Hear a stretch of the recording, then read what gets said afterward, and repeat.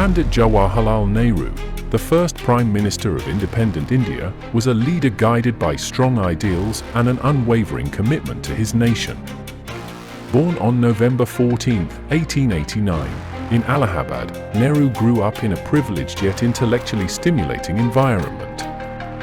His father, Motilal Nehru, was a prominent barrister and an influential member of the Indian National Congress, while his mother, Swarup Rani, provided a nurturing presence in his life.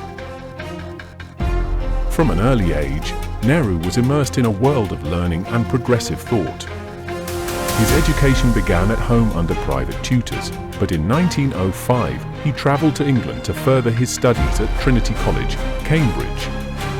Fascinated by the sciences, he delved into subjects like physics, chemistry, and mathematics. Yet, his interests were not confined to academics alone.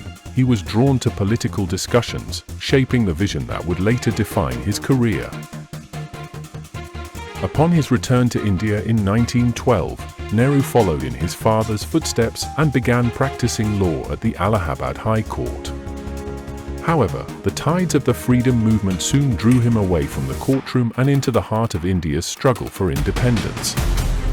Nehru's association with the Indian National Congress, which he joined in 1919, marked the beginning of his journey as a political leader. By 1929, under Mahatma Gandhi's guidance, he was appointed as the Congress president, a role that placed him at the forefront of India's fight for self-rule. Nehru's speeches resonated with the masses, his words carrying the promise of a free and sovereign India. In 1928, he delivered a historic speech asserting that India's independence was inevitable, urging his fellow countrymen to rally against British rule. He played a pivotal role in the civil disobedience movement of 1930, enduring multiple imprisonments yet emerging stronger each time. His unwavering spirit inspired the youth, many of whom saw him as the face of the freedom movement. Even behind bars, Nehru continued his work, penning letters to his daughter Indira and authoring his seminal book, The Discovery of India. Despite occasional ideological differences, Nehru and Gandhi remained bound by their shared vision for India. Nehru stood firm in his belief that independence was non-negotiable and rejected any compromises that would leave India under British dominion. His ideas extended beyond political freedom. He envisioned a nation rooted in socialism, secularism, and scientific progress. He championed the concept of Purna Swaraj, advocating for complete independence and the eradication of communal divisions. The Quit India movement of 1942 was yet another defining chapter in Nehru's political career. As Gandhi launched the movement, Nehru stood beside him, delivering impassioned speeches that galvanized Indians to rise against British rule. Arrested once again, he spent the next 3 years in prison, but his influence remained unshaken. By the time India achieved independence on August 15, 1947, Nehru had become the inevitable choice for the nation's first prime minister. His leadership in the post-independence era would shape the democratic and secular foundations of modern India. Within the Indian National Congress, Nehru emerged as a formidable force. His association with the party began in 1919, at a time when Congress, under Gandhi's leadership, was gaining momentum. Nehru embraced Gandhi's principles of peaceful protest, participating in demonstrations that led to his repeated imprisonment. By 1929, he ascended to the role of Congress president, traveling across India to spread the message of freedom and unity. A staunch advocate for Hindu-Muslim harmony, he worked tirelessly to bridge communal divides, though the challenge remained daunting. As Congress president once again in 1946, Nehru intensified demands for complete independence, leading to the Quit India movement. Even after assuming the role of Prime Minister in 1947, he remained deeply involved in Congress affairs, strengthening the party and championing its ideals. His vision of a secular India became a cornerstone of the Indian Constitution, ensuring equal rights for all citizens regardless of religion. Nehru's tenure as Prime Minister saw him striving to uplift the nation from poverty and lay the foundations for industrial, scientific, and educational advancements.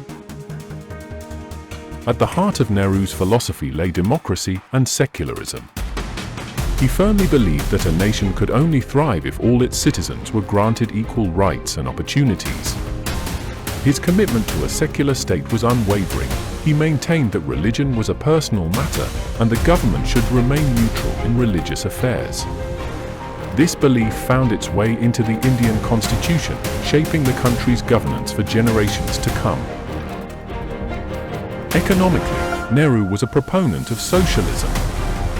He advocated for state control over key industries, ensuring equitable distribution of resources. Through the implementation of 5-year plans, he prioritized the development of heavy industries, irrigation projects, and infrastructural advancements, laying the groundwork for a self-reliant economy. His policies led to the nationalization of banks, insurance firms, and airlines, reinforcing the idea that economic growth should benefit all sections of society.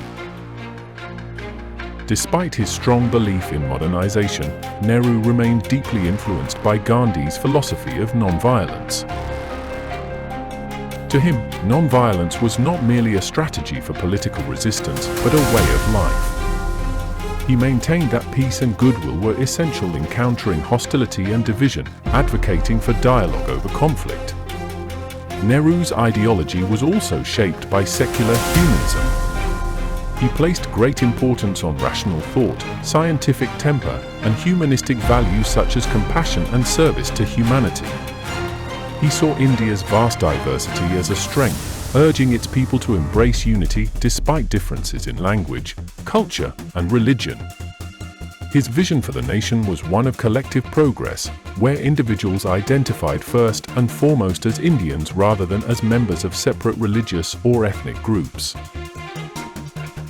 Education was another pillar of Nehru's philosophy. He saw knowledge as the key to progress and worked to expand access to quality education.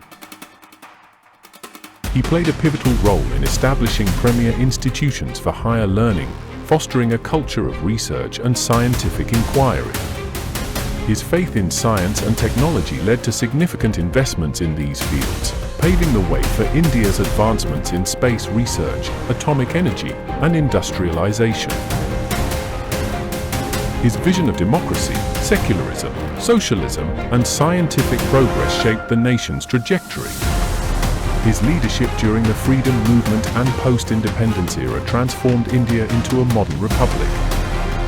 Even decades after his passing in 1964, Nehru's ideals continue to influence the country's political and social landscape, serving as a guiding force for future generations.